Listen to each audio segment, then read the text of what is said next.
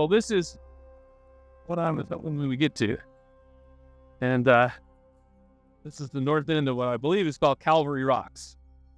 Exposure of rock it's pretty exceptional, and there's a lot of fun stuff to see here. So these rock layers are almost entirely composed of the mineral quartz. These would have been grains of sand way back in the past. Little grains of sand on a beach, or maybe a little bit offshore of a beach, been rolled around by the surf and the waves. And if we really get our nose to the rock, there's features in this rock that tell us that things were living in the rock. And so we can wander around and maybe find a good spot here to see if we can find these tube-shaped structures, which are actually old burrows. So you can imagine a little creature. We don't know what the creature looked like, but we certainly know that these creatures burrow into sand.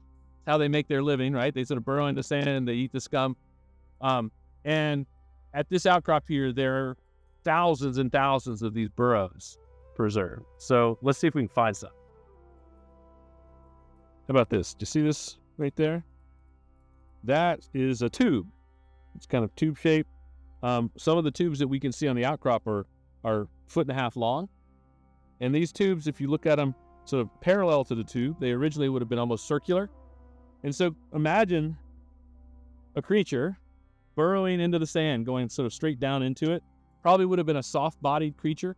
No one's ever found the creature that actually made these burrows, but earth scientists are okay with that. And they're okay with that because you have the trace of some organism that lived here in the past. And so these are actually called trace fossils.